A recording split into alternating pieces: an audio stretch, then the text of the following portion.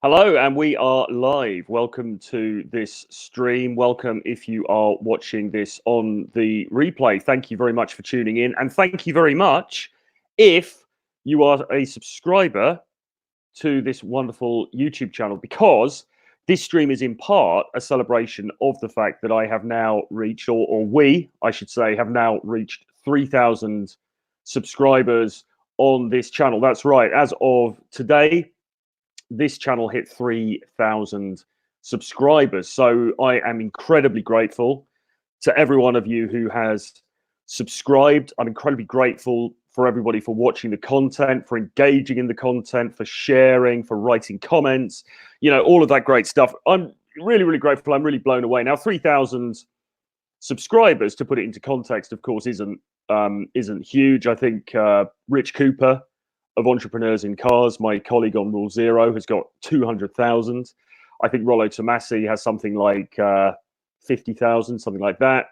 Ryan Stone's got 10,000, I think. And John from Modern Life Dating, I believe, is somewhat ahead of me at around the 5,000 mark or something like that. So 3,000 in the big scheme of things is pretty small. But listen, guys, for me, it's awesome. I've been running this channel for about a year. I had a previous channel before that, which I scrapped, and I've got this channel. And, we've been through a few iterations. I was doing a lot of day game type stuff, doing some infields, things like that. And now I've moved the content on more to sort of charisma, to kind of dating theory, mindset stuff, as well as doing these live streams. So, it's been awesome. It's been a fantastic learning curve. But yeah, man, I mean, I'm, as I say, very grateful really to everybody for engaging. And you can rest assured that there is loads more amazing content to come on this channel. Because basically this year, my priority in terms of my platforms is YouTube. Well, YouTube and let's say Patreon as well. So if you haven't engaged with me on Patreon yet, have a look at the link below. There's a link to my Patreon.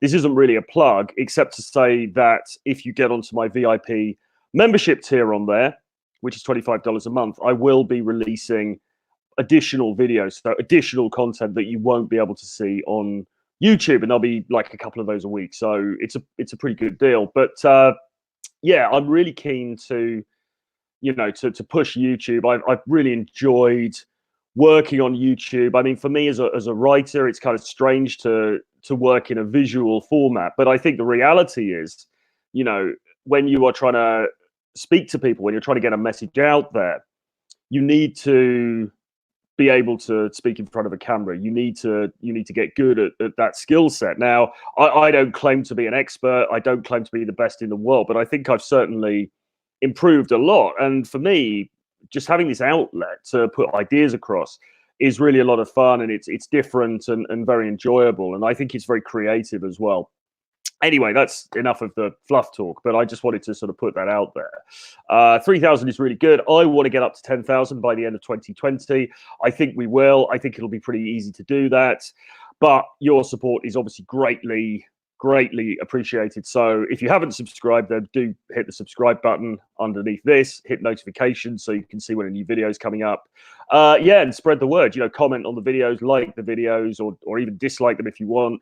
It all helps to push the channel up the algorithm within YouTube and to get more eyeballs. And that's really what it's all about. Because look, I mean, at the end of the day, right, I want to just keep putting out great content for you. I just want to keep making the kind of content that you want to watch about these subjects, going in depth into them, talking about dating, talking about the sexual marketplace, talking about different issues related to that in an intelligent way.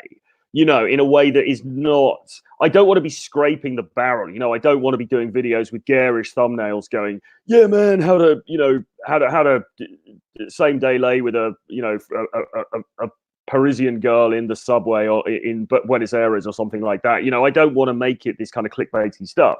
I want to be talking about these issues in a more in-depth, intelligent way. And I believe there's a market for it. In fact, I know there's a market for it because I know the feedback that I get from the people who are following. And so that's really where I'm coming into this, So if you're on board with that, if you want more of this content, then just any support really helps, because, the bigger the reach, the more that I can, the more people that I could attract.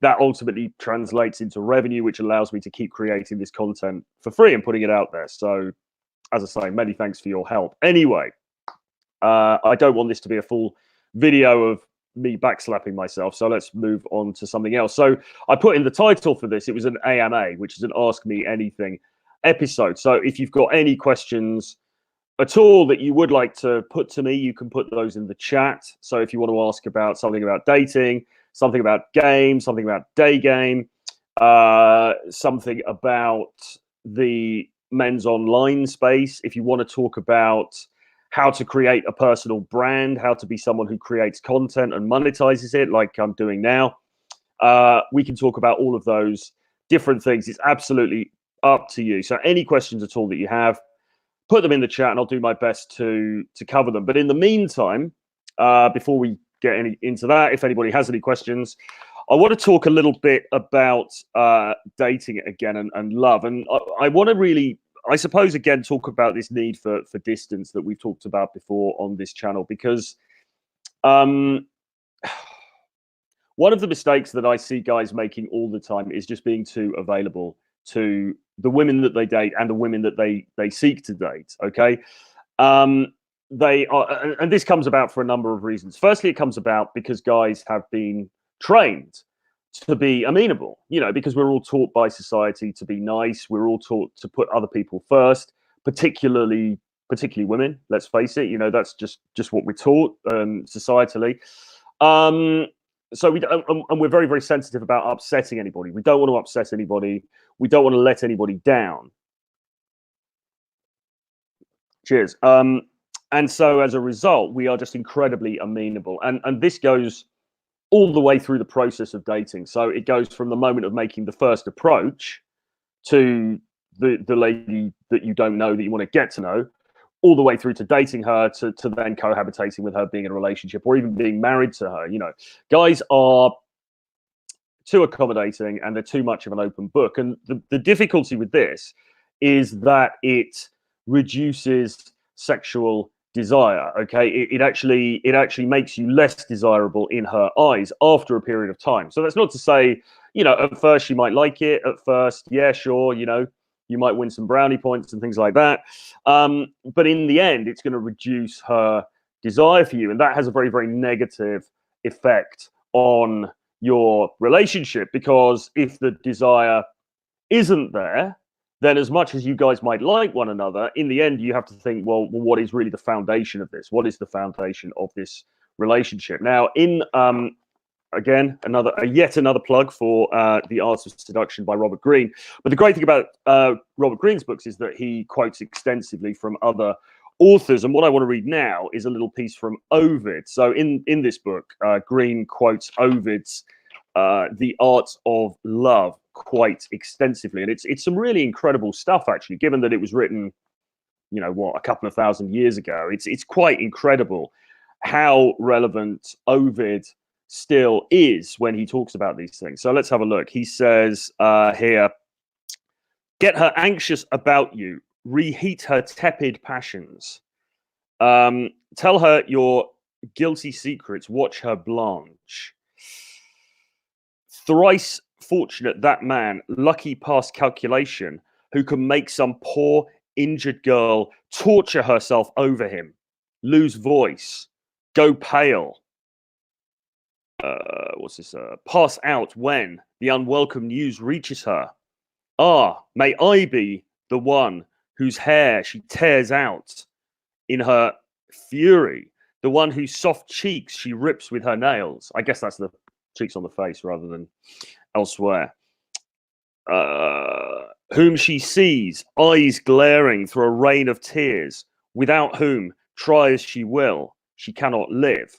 Okay, so that, to me, is a description of passion. You know, that is what better a description of passion could we have than that, really? You know, we see the girl crying bitterly. She's scraping her nails into this guy's back. She's yelling at him. She's, you know, slapping him around the face, probably, etc., etc. This isn't an Amber Heard Johnny Depp video, but this is in the imagination of Ovid. Yeah, you know, this is real passion. This is visceral passion on a very, very deep level. Now, this is tricky, right? Because when women, and probably guys as well, to be fair, fantasize about love, when they fantasize about passion and romance, this is the kind of thing they're thinking about, right? They're thinking about that sort of passionate embrace between two people where it's this crazy, love story, and it's danger, it's desire, it's darkness, it's anger, it's fear of loss, it's all of these different things intertwined together. And that is true passion. That's what people fantasize about. That's the idea that people have in their heads when they think about love, when they think about the effects of love. And all of that is fantastic if you're watching a movie, or if you're watching like a rom-com or something like that with your girlfriend on a Saturday afternoon. But it's a little bit less enjoyable when you're living it. It's a little bit less enjoyable where, when you have to go through that the whole time. Because here's the thing, right?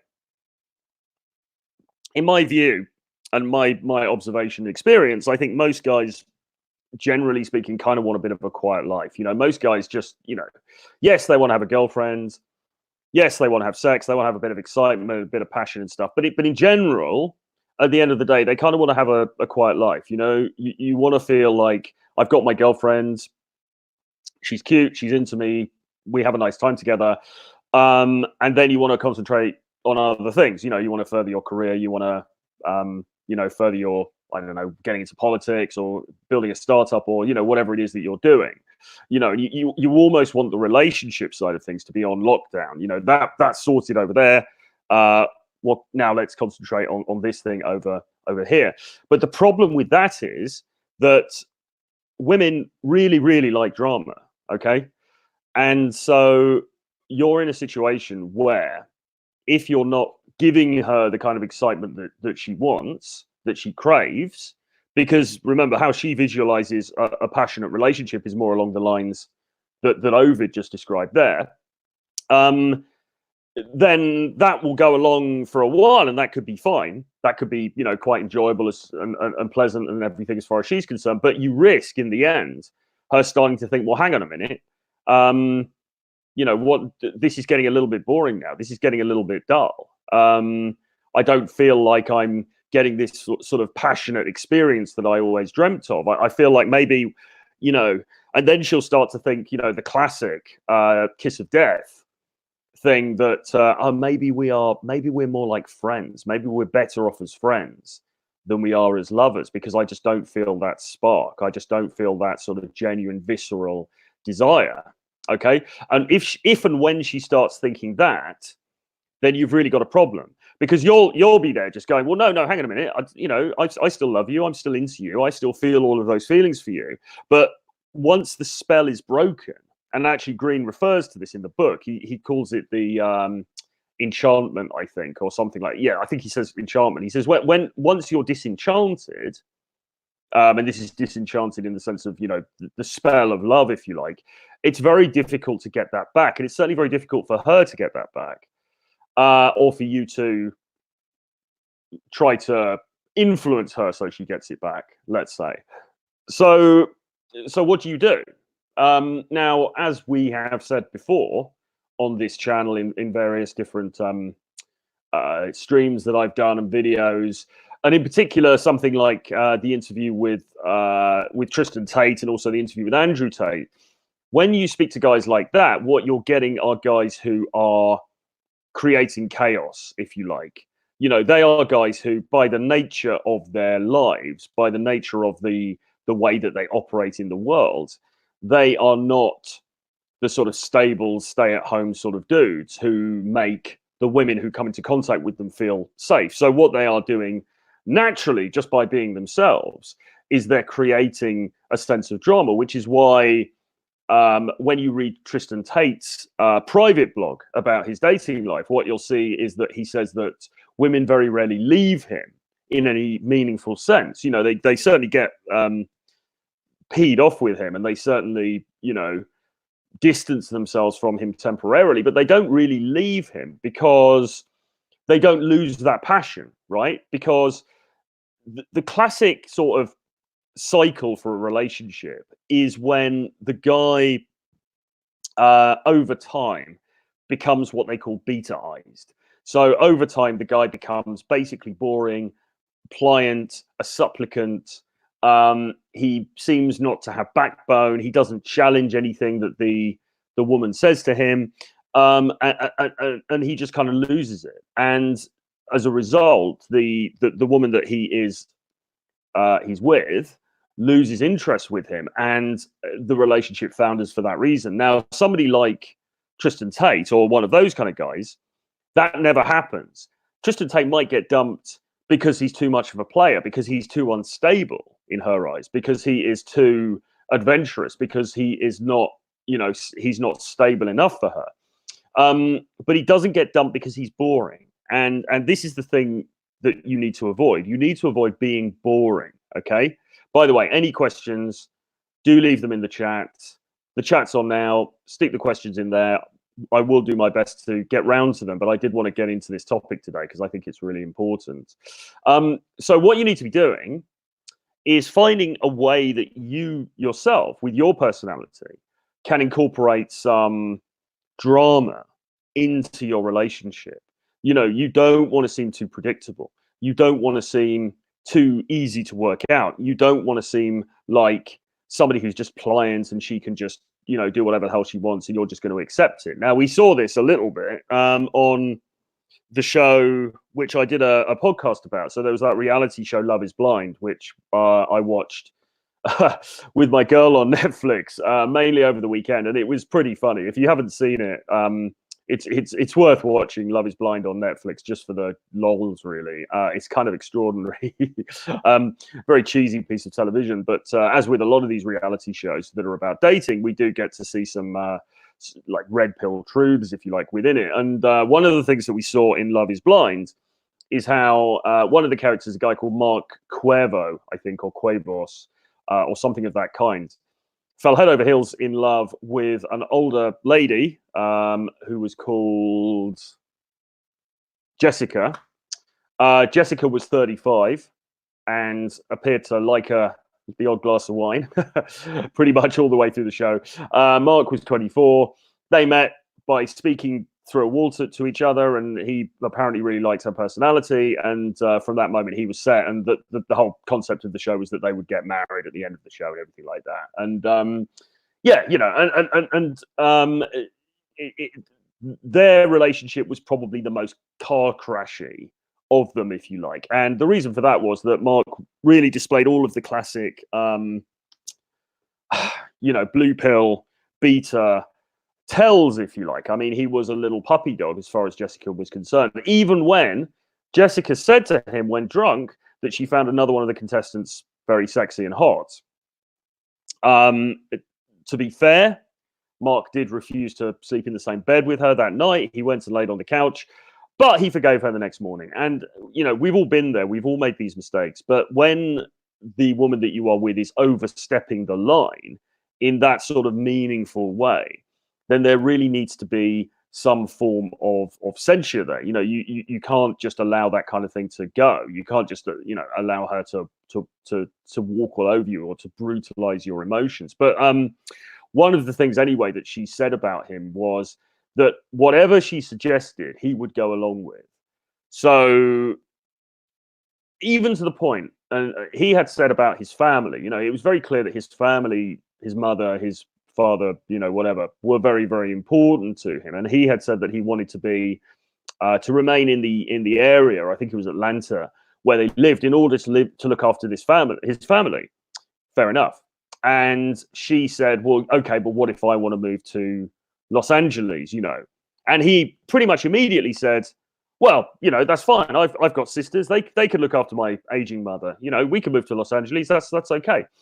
And the difficulty with that is you've got somebody who's willing to sacrifice all of his principles just to keep in favor with this woman. And predictably, that was not attractive to her, and she called him out on it, and rightly so. Because look, I mean, if you are saying, I mean, it's one thing to say to a woman that you've just met on a reality show, I'm attracted to you. I feel like there's a connection. Let's explore this. But to then say, I'm basically going to abandon my family for you, is mental. is nuts, you know. And what does that say about you? It says that you have zero. It probably indicates you've got zero options, because who does that, you know? There has to be some kind of a bottom line in terms of what behavior you will accept, what behavior you'll engage with, on the part of a woman. There has to be. Sorry, I'm just checking one thing. That, you know, there has to be some sort of ceiling to what you're willing to contend with, to put up with, on the basis of some woman that you've just met. And when it appears that there's nothing, when it appears that whatever she says, you're just going to go along with, that is that's not attractive, because you look like you've got no options, you look like you've got no principles, you look like you've got no backbone. And if you've got no options, no principles, and no backbone, how attractive is that for anybody? For anybody, certainly for any woman, it's not, right? You know, so bringing all of that back full circle, you've got to be prepared to create friction. And actually, creating friction, creating a bit of friction, is really a good thing. Okay, because when you allow things just to coast along, when things are too flat and too dull in the relationship, then she's going to get bored. She's going to get peed off with it. She's going to want to start to look at her options elsewhere, and the whole thing's going to fall flat on its face, and that's not what you want. So let's have a look and see. There was another little piece in here that I underlined. Well, there's a few bits actually. You know, guys, I mean, it's so different, and this comes back to this maintaining mystery thing that I talked about. And he writes about this again here. He says familiarity is the death of seduction. He says if the target knows everything about you, the relationship gains a level of comfort but loses the elements of fantasy and anxiety. Without anxiety and a touch of fear, the erotic tension is dissolved. Remember, reality is not seductive. Keep some dark corners in your character, flout expectations, use absence to fragment the clinging possessive pull that allows familiarity to creep in. Maintain some mystery or be taken for granted. You will only have yourself to blame for what follows. You know, I mean, it's just, we can repeat this stuff until the cows come home, but it is so important, because, you know, what most guys are not doing is creating mystery. What most guys are guilty of is being too thirsty. Okay, they're just too damn thirsty, and what happens as a result is that they you know, they're so desirous of getting female attention that when they get it, they'll cling to it with all of their might, without any sort of bottom lines in terms of what they won't do, because they're so afraid to let it go. And that is absolutely the wrong way of looking at things. Instead, in fact, you should really be doing the opposite to that. You should be looking for ways to create some distance, to create some absence. Now, this, of course, gets more and more difficult the more formalized your relationship is, because when you are just dating and it's very casual, then it's quite easy to do this. You can just go offline for a day or a couple of days.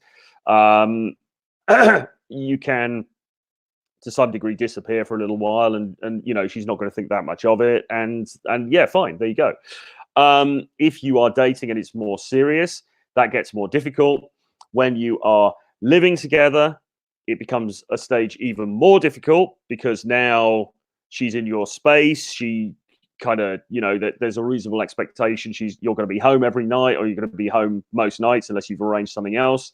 And it gets even more difficult when you get married, because once you're married, you've legally conferred to paper the fact that you are, you know, you're going to be there for her, you are reliable for her, and everything else. So look, I mean, you know, on the first level, I would say be very cautious about getting locked down into a relationship before the time is right, because as you hand over power, if you like, you know, each little increment of getting further into the relationship you go, you're handing over a little bit more power, and until, you know, you're married and you're living in the same house together, and then, you know, her ball, she's got your balls in a vice to a large degree. I mean, she, being a bit tongue in cheek there, but you know what I'm saying. She's got you on lockdown in terms of she knows where you are, she knows what time you're going out, when you should be coming in, all of these kinds of things. If you deviate from that,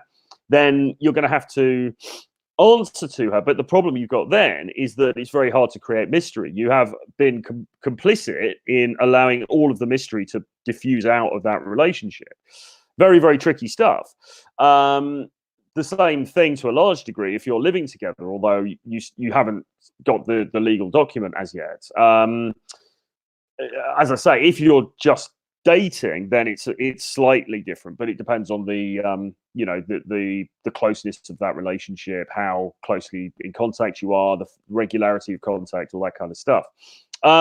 It's tricky stuff, but you should always be seeking to retain a degree of distance. You should always be looking to, how can I put it? You should always be looking for ways to increase the mysteriousness that you have with her. You've got to do this, because otherwise your relationship is in danger of withering and dying on the vine, and that is not where you want to be. So yes, you need to think very carefully before getting into an entanglement with somebody, before getting into a bigger commitment with somebody, because if you just go into something without thinking it through, and this is what a lot of guys do, particularly younger guys, they don't think through, they're not aware of the ramifications and the realities of getting into a relationship, so they just sort of coast into one. If you do that without thinking it through, then there is a danger that you're going to get locked into this system that the two of you have created between you, where it's absolutely impossible for you to have any sort of mystery about you, any excitement, any sort of sense of danger about you. And that is going to be a massive detriment to the continuation of that relationship. It's a big paradox, guys, and I don't have the answer. I don't pretend to have the answer. I mean, there are the answers that people come up with are stay single and don't commit, or I suppose get married and be aware of it and try to incorporate some distance within the relationship. Or the third one is just, well, get married and cross your fingers and hope for the best. None of those is a perfect solution, but forewarned is forearmed, right? So you should at the very least be aware of this dynamic. You should be aware of the fact that familiarity and comfort kills eroticism. And what is it really that binds us in these relationships other than the erotic? In the end, not very much. So, be mindful, be aware of this stuff. Don't make the mistakes that other people have made, and don't make the mistakes that other people have made because you think this is the right thing to do, because you think everyone else is doing it, or my cousins are doing it, or my friends are doing it, or whatever, and make the same mistake that a lot of other people make, because a lot of people do make this mistake, and this is why a lot of relationships don't flourish over the longer term, or end up failing, or whatever, because people haven't factored this stuff in. So it's really, really important. So think very seriously about it. Anyway, listen, I have got to go out in a bit. I've got to go to East London. I've got to do a client call with somebody, and then I'm meeting up with some friends. So I'm probably not going to keep this stream going on for very much longer, but we didn't have time to get to any questions. If you've got any questions for me and you want me to answer them in subsequent videos about this topic, or really about anything else, then either leave them in the comments below or drop me an email at troy@realtroyfrancis.com, and I will do my best to create a video around whatever topic it is that you would like to discuss. Because look, guys, here's the thing. I can make videos on this channel till I'm blue in the face about different things that I'm interested in, and and look, I'm out there. I'm working with loads of clients. I'm doing a lot of research, both in terms of reading, and obviously, I've got 15 plus years of experience out there in the field, in the dating marketplace. So I've got a lot to bring to this, but at the same time, there's no point in me just sitting here and spouting lyrically about stuff that I want to talk about. I need it to be actionable for you guys. I need it to be helpful and relevant to you guys. So I'm really, really keen that you do send me any questions that you have, that you let me know of any topics that you want me to cover, anything that you want me to get into in more detail. And I will 100% do my level best to do that on this channel. But as I said, look, 3,000 subscribers. It's awesome. It's a historic day in the history of this channel. I am incredibly grateful to everyone who has subscribed. As I said, if you haven't subscribed yet, the button is below. Do hit that subscribe button for more amazing content from me. Got loads and loads of awesome stuff, really actionable stuff coming up as we go into the spring. And this is really the best time to be studying this stuff because, you know, I'm in Europe right now. I mean, Europe starts to wake up. Russia starts to wake up. The world starts to wake up. We start to come out of the slumber of winter and into a really great period in terms of going out and leveling up your social life, your dating life, and so on. So yeah, do subscribe, hit the notifications bell. I've got a daily email list. Every day I send out a free article, Monday to Friday. So do hit the link below and sign up for that. Support me on Patreon. My Patreon is below. There's a VIP members area there where you get free, well, not free because you got to pay for the tier, but sorry, you get exclusive additional content if you join, if you support me on Patreon. So do subscribe below. Yeah, that's about it really. But yeah, anyway, guys, again, thank you. It's been awesome to come on this journey with you guys. It's been awesome to do these streams for you. I'm loving it. Any suggestions you have for the channel, anything you want me to cover, let me know.